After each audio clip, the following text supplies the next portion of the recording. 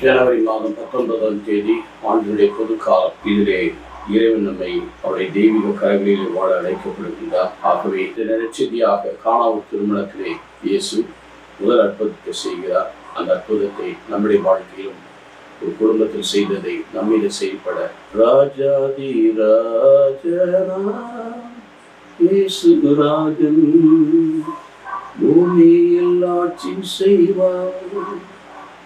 அல்லேலூயா அல்லேலூயா தேவனை துதியுங்கள்.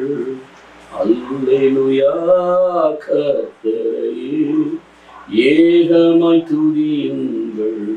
அவர் நடத்தும் செயல்களெல்லாம் பார்த்தோரை துதியுங்கள். வல்லவமாய் கிரியை செய்யும் வல்லோனை துதியுங்கள். எல்லோரையும் ஏற்றுக்கொள்ளும் இயேசுவை துதியுங்கள். ராஜாதிராஜனாம் இயேசுராஜன் பூமியில் ஆட்சி செய்வார். ஹல்லேலூயா ஹல்லேலூயா தேவனை துதியுங்கள். ஆமாண்டவரை, நீ துதிக்க அருமையான இந்த பாக்கியத்தை கொடுத்திருக்கிறீர். உடைய நாமத்தை துதிக்கும் மக்களுக்கு நீர் போதுமானவராய் இருந்து ஆசீர்வதித்தருள். யோவான் 2ஆம் அதிகாரம் 1-11 வசனங்கள். 3ஆம் நாள் வெளியிலே உள்ள கானாவூரில் திருமணம் ஒன்று நடைபெற்றது. இயேசுவின் தாய் அங்கு இருந்தார். இயேசுவும் அவருடைய சீடரும் அத்திருமணத்திற்கு அழைக்க பெற்றிருந்தார். திருமண விழாவில் திராட்சை ரசம் தீர்ந்து போவதை இயேசுவின் தாய் அவரை நோக்கி, திராட்சை ரசம் தீர்ந்து விட்டது என்று. இயேசு அவரிடம், அம்மா, அதை பற்றி நாம் என்ன செய்ய முடியும்? எனது நேரம் இன்னும் வரவில்லையே. இயேசுவின் தாய் பணியாளரிடம், அவர் உங்களுக்கு சொல்வதெல்லாம் செய்யுங்கள். யூதரின் தூய்மை சடங்குகளுக்கு தேவையான 6 கச்சாடிகள் அங்கே இருந்தன. அவை ஒவ்வொன்றும் 2-3 குடம் தண்ணீர் கொள்ளும். இயேசு அவர்களிடம், இத்தொட்டிகளில் தண்ணீரை நிரப்புங்கள் என்று அவர்கள் அவற்றை விளிம்பு வரை நிரப்பினார். பின்பு அவர், இப்போது முன்பு பந்தி மேற்பாளரிடத்திலே கொண்டு போங்கள் என்று கூறினார். அவர்களும் அவ்வாறு செய்தார். பந்தி மேற்பாளர் ஆர்வையாளர் திராட்சை ரசமாய் மாறியிருந்த தண்ணீரை சுவைத்தார். அந்த ரசம் எங்கிருந்து வந்தது என்று அவருக்கு தெரியவில்லை. தண்ணீர் முன்பு வந்த பணியாளருக்கு மட்டும் தெரிந்திருந்தது.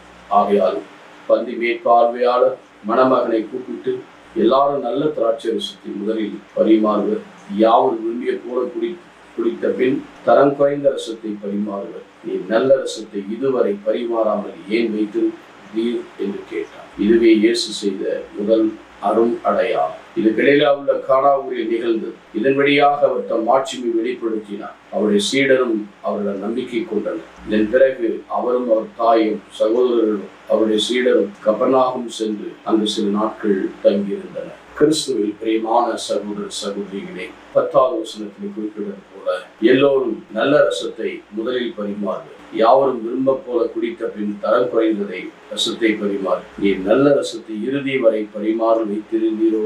நல்ல ரசம். எனக்கு அருமையான சகோதர சகோதரிகளே, நல்ல மெய்ப்பெண் என்று ஆண்டவரை சொல்லப்பட்டு, ஏன் அவர் நல்ல மெய்ப்பெண்?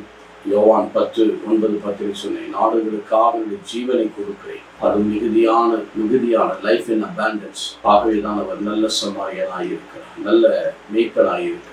அதே போல நல்ல சமாரியன் என்று சொல்ல வழியிலே குற்றராய் விடப்பட்ட லூக்காவின் செய்தி 10ஆம் அதிகாரத்திலே பார்க்கிறோம். இருந்த சமாரிய வழியிலே அடிபட்டு கிடக்கிறார். நல்ல சமாரியனாக இயேசு அந்த இடத்தில் சென்று அவருடைய காயங்களை கட்டி தோல் மேல் போட்டு சாவடிக்காரத்தில் ஒப்படைத்து 2 தெனாரியத்தை அவனிடத்தில் கொடுத்து, மீண்டும் நான் வந்து உனக்கு தேவையானதை கொடுப்பேன், கவனித்துக் கொள்ள பொறுப்பை விட்டு செல்கிறார். நல்ல சமாரி, மற்றவர்களுக்கு உதவி புரிகிறார். நல்ல மெய்ப்பெண். ஆடுகள் ஜீவன், அது நிறைவான பாத்திரம் நிரம்பி ஒழிக்கிறது. திருப்பாடல் 23 மெய்ப்பெண் ஆண்டவர் எனக்கு என்ன குறைவு, பசும்புல் மேய்ச்சல் இளைப்பாற செய்தார், அமர்ந்த தண்ணீரண்டை தாகத்தை தண்ணி செய்து பாத்திரம் நிரம்பி ஒழிக்கிறது. இங்கே நல்ல ரசம் முதலிலே மேலோட்டமாக இருக்கும்போது அது நல்ல ரசமாக இருக்கு. போக போக தரம் குறைந்து. ஆனால் ஆண்டவரோடு இருக்கும்போது ஒரு மனிதன் துவக்கத்தில் இருந்து யோகி துவக்கம் அற்பமாக இருந்தால் முடிவு சம்பூர்ணமாயிருக்கு. அங்கு ஒரு வளர்ச்சியை பார்க்க ஆண்டவர் எப்போதும் நல்லவர். அவர் நல்லவராயிருக்கிறார். அவர் நன்மை தனத்தை என்றும் நாம் பெற்றிருக்கிறோம். அதுதான் திருத்தூதர் பணி 10:38 பார்க்கிறோம். நாசரேத்தில் இயேசு பரிசுத்த ஆவியினாலும் வல்லமையினாலும் அபிஷேகம் செய்யப்பட்டதால் கடவுள் அவருடைய சாத்தானால் துன்பத்தை எல்லாம் குணமாக்கி சென்ற இடங்கள் எல்லாம் wherever he went he was doing good. நல்லதையும் செய்தார், நல்லதையும் நிலைத்தார், நல்லதையும் செய்தார். காரணம் அவரோடு பரிசுத்த ஆவி இருந்தார், அதோடு கூட கடவுள் அவர் தந்தையானவர் அவருடைய இருந்தார். அந்த நிலை ரொம்ப முக்கியமான ஒரு நிலை. அந்த நன்மை தனத்திலே அவர் நிலைத்திருக்க காரணம் துவக்கம் முதல் ஆண்டவரோடு அவர் நடந்திருந்ததினால் நன்மையில் இருந்தார். ஆண்டவர் எப்பொழுதுமே நிறைவுள்ளவராகவே இருக்கிறார். குறைவை கூட அவர் நிறைவாக்குவார். யோவான் 14:20 உங்களுடைய துக்கம் சந்தோஷமாய் மாறும். என்னிடம் வருகிறவனை நான் புறம்பே தள்ளுவேன். அவருடைய நன்மை தனத்தில் நமக்கு பங்கு கொடுக்கிறார். அதுவே நான் நத்தானியேல் யோவானின் 1 அதிகாரத்திலே பார்க்கிறோம். பிலிப்பு கூட அவருடைய பெத்சேதா ஊரை சார்ந்த பிலிப்பு அவரிடத்தில் நாங்கள் மெசியாவை கண்டோம், மோசே யாரை குறித்து சொன்னாலும் அவரை நாங்கள் கண்டோம் என்று சொல்லும்போது அவர் என்ன தெரியுமா கேட்டார்? நாசரேத்திலிருந்து நல்லது ஏதாவது good thing will come out from Nazareth. ஏன்னா அவ்வளவு மோசமானது. நன்மை தனங்கள் இருந்திருக்கார், நல்லது இருந்திருக்கு, நல்லது வருமா? அப்போ அவர் என்ன சொல்லுகிறார்? பிலிப்பு கம் அண்ட் see, வந்து பார். அவர் வந்து பார்த்தார். நத்தானியேல் வந்து பார்த்து அவர் என்ன சொன்னார்? அவர் வந்து பார்த்த பிறகு நீரே மெசியா, நீரே கடவுளுடைய குமார் என்று அவரை பற்றி சொன்னார். நல்லது இருக்கிறதை பார்க்கிறார். அதே போல இயேசும் அவரை குறித்து சொல்லுகிறார். இவன் இஸ்ரவேல் கபடற்றார், நோ கைட், இவனும் கபடற்றார், இவன் நல்லவன், இவன் நல்லவனாக இருக்கிறான், இவன் எந்தவித மாறுபாடான எண்ணங்கள் இல்லை. அப்பொழுது நத்தானியேல் கேட்கிறார், உன்னை அத்திமரத்தின் கீழ் இருக்கும்போது நான் இதை விட அத்திமரத்தின் கீழ் நான் உன்னை கண்டேன் என்று சொன்னபோது என்னை பற்றி உனக்கு எப்படி தெரியும்? அப்போதுதான் ஆண்டவர் சொல்லுகிறார், நீ அத்திமரத்தின் கீழ் இருக்கும்போது நான் உன்னை அறிந்தேன். அத்திமரத்தின் கீழ் சக்கரையா 4:4 பார்க்கிறோம். அவர்கள் அந்த நாட்களிலே அத்திமரத்தின் கீழும் திராட்சை செடிகள் கீழே அவர்கள் என்ன செய்வார்கள்? தியானம் செய்து கடவுளை தேடிக்கொண்டு கடவுளை தேடுவதை அவர் பார்த்திருக்கிறார். நிறைய அனுபவம் இருக்கு. அவை அத்திமரத்தின் கீழ் இருக்கும்போதே என்னை நான் அறிந்திருக்கிறேன். அவருக்கு ஒரே ஆச்சரியமா இருக்கு.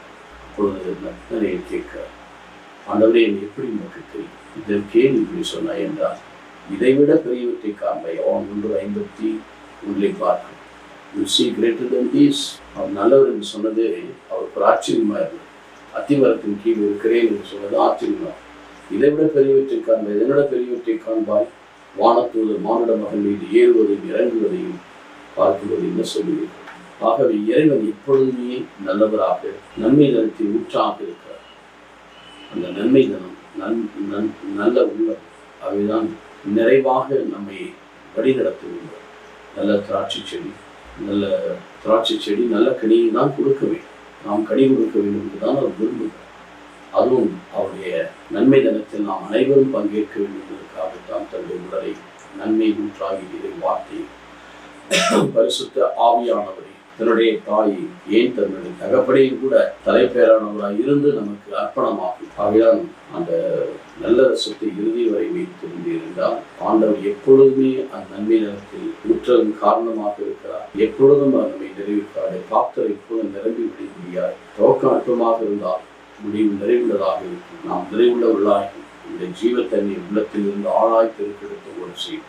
அந்த நன்மை நிலத்தால் நம்மை மூடி மறைத்துக் கொள்வார். நாமும் இறைவனோடு இருக்கும்போது இந்த அனுபவத்தை பெற்றுக்கொள்வோம். செபிக்குமா? இது நல்ல ஆண்டவரை, நீர் என்றும் நல்லவர், என்றும் வல்லவர், என்றும் பரிசுத்தர். நன்மை தினத்தில் நீ பரிசுத்த ஆவியினால் ஆட்கொள்ளப்பட்டதால் தகப்பனோடு இருந்ததால் நீ சென்ற இடங்களெல்லாம் நீ நன்மை செய்து கொண்டு சென்றீர். அதே போல எங்களுடைய வாழ்க்கையிலும் நல்லதை சொல்லவும் நல்லதை செய்யவும் 2 தெசலோனிக்கர் 3 அதிகாரத்திலே சொன்னது போல நல்லதை சொல்லவும் நல்லதை செய்யவும் எங்களை உறுதிப்படுத்துகிறார் என்பது ஆவியினார். இதன் வழியாக தொடர்ந்து எங்களுடைய வாழ்க்கை மக்கள் நிலைத்திருக்கிறார்கள். எல்லாம் வல்ல இறைவன் பிதா சுதன் பரிசுத்த ஆவி ஆசீர்வதிப்பாராக.